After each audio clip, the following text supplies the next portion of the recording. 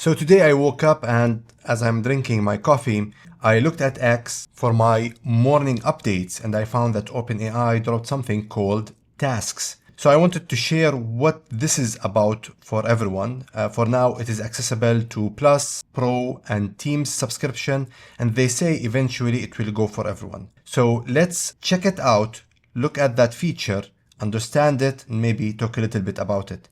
And with this, let's get started. Subscribe to Daddy's channel, The Mic.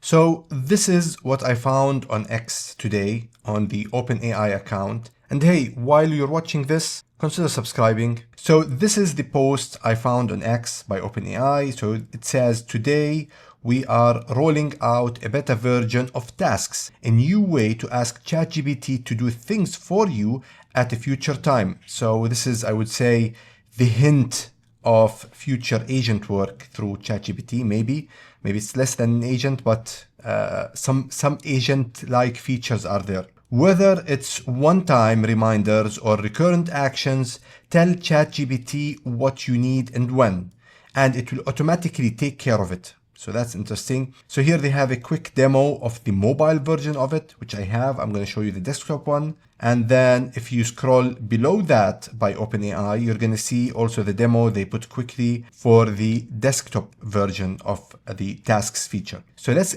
jump into ChatGPT itself and do it for our own. So one thing I noticed as a side topic, now you have a shortcut link to Sora on the left side here. So if you click at it, it will take you probably to Sora. Now, the place they put it actually is a little bit weird. So I expected it to be somewhere here or as one of these icons below the chat. But if you click at your account icon, you will find Tasks Beta here. So you click at it and you'll go to tasks. So here, start creating tasks, ask ChatGPT to do things in the future. So tell me an ongoing bedtime story. Okay, so let's create our own. So I'll have to prompt it through a normal chat. That's interesting. So this is the prompt that I gave ChatGPT to create the task. Provide me the latest AI news on models, architecture, research, breakthroughs,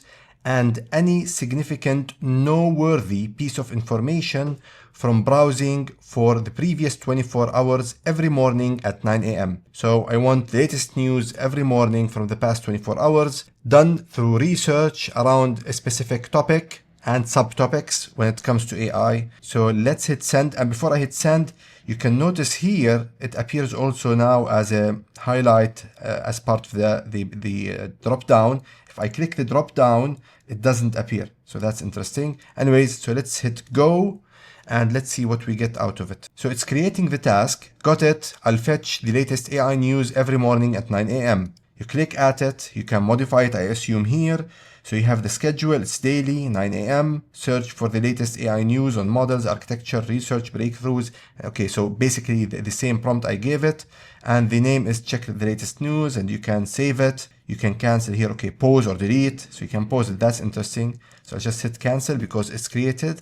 And with this, I'll start testing it and I'll give you my feedback on how that works out. So now for me, the question is, whenever these AI giants, especially OpenAI, drop an update, drop a bombshell like this is not a bombshell, but it will affect definitely a lot of people.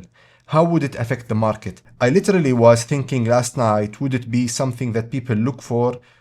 If I create a newsletter where I share AI news with people, so I spend time building that newsletter, sharing that knowledge and information up to date with others in the community and beyond, maybe get more outreach with that newsletter. And then I read this. And honestly, now I'm re-questioning the validity of newsletters going forward. I mean, this can get really good. If I do a newsletter, would people actually read it? So if at your fingertips, you can have ChatGPT do that research for you in the way you want it, not the way the newsletter offers it, and get it on your mobile. Would you still read newsletters? Or would the newsletter survive, but it has to deliver even more and more and more unique value that people still go there? Please tell me what you think in the comment section. I hope you liked this update. If you did, consider hitting that subscribe button. Thank you and goodbye. Subscribe to Daddy's channel. Give me the mic.